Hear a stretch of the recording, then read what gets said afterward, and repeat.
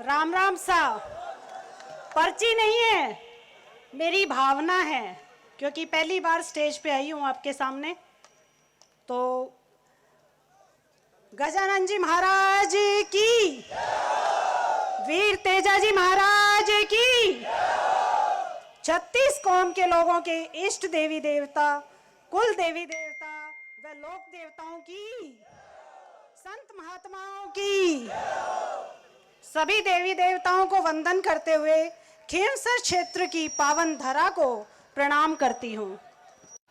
सुमन मेघवाल, प्रधान Nagaur, Mundhwa chairman Subhash ji Kandoi, Anil Barupal जी, और कोई गलती रह गई हो तो माफ़ी देना, राजूराम खोजा जी, सम्मानित मंच और सामने बैठी देवतुल्य जनता का धन्यवाद, अभिनंदन।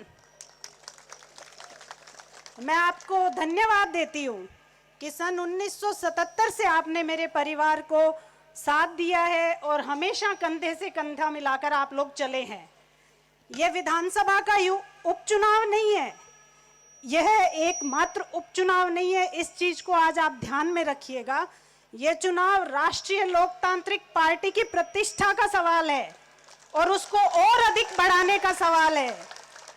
पार्टी की जो विचारधारा है वो गरीब, किसान, मजदूर और महिलाओं से जुड़ी हुई है, बेटियों से जुड़ी हुई है। और सिर्फ विचारधारा नहीं, संघर्ष करते हुए हम जो आगे बढ़ रहे हैं, जिस तरह से बहन बेटियों के लिए संघर्ष लगातार हमारी पार्टी कर रही है, उसी की आज मान और मर्यादा का सवाल है, उसी को आगे बढ़ाने का, उसी की प्रतिष्ठा आगे बढ़ाने का सवाल है। इसलिए आपको मजबूती से साथ देना है। आप सभी के लाडले नेता और नागौर से सांसद आपके सहयोग से इन्होंने जो पार्टी बनाई आपके सहयोग से, उसका संघर्ष आपके सामने नहीं है।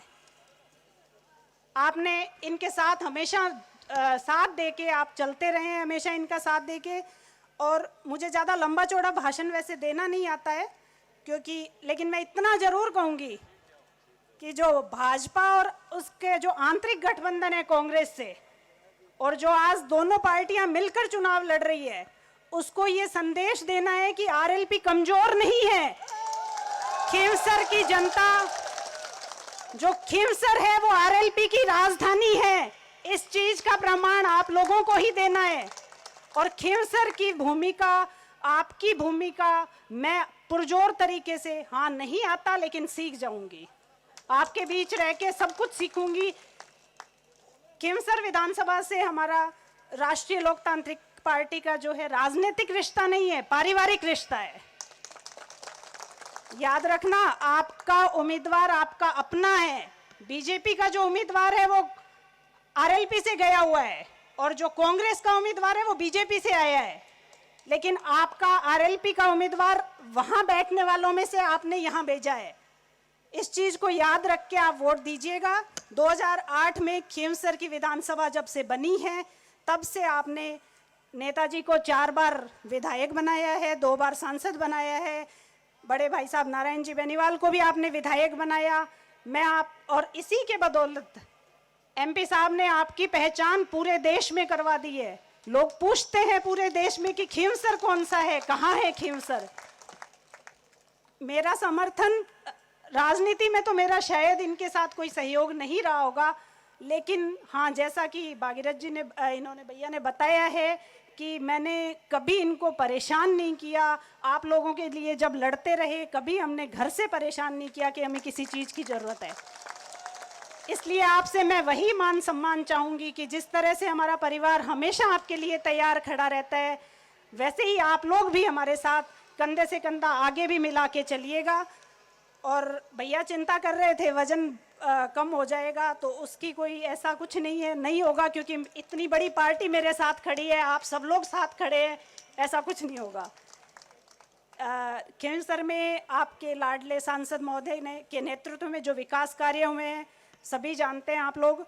आपके सांसद ने लोकसभा में जनता की आवाज़ उठाई है, हमेशा लड़ाई लड़ी है। आपके लोकप्रिय नेता नारायण जी बेनीवाल ने भी विधानसभा में जनता के हितों के लिए लड़ाई लड़ी है। उसके कारण ही यहाँ विकास संभव हो पाया है।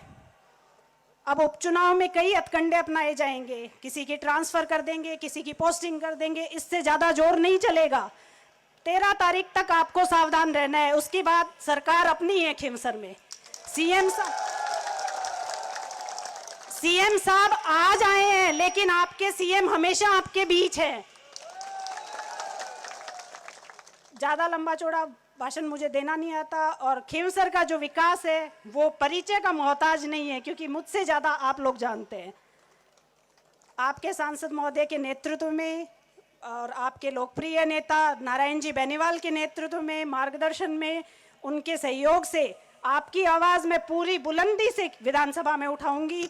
और जो भी होगा, बीजेपी वाले सिर्फ बोल रहे हैं कि हमारी डबल इंजन की सरकार है, लेकिन याद रखिएगा डबल इंजन की सरकार आरएलपी की होगी, क्योंकि एमपी भी हमारा और एमएलए भी हमारा। इसे कहते हैं डबल इंजन की सरकार। आज सीएम साहब आपको टेलीफोन भी कर सकते हैं, लेकिन कल आपको सीएम साहब नहीं जानेंगे कि कौन कहां से, लेकिन आपके एमपी साहब आपको हमेशा याद रखेंगे, हमेशा आपका काम करवाएंगे।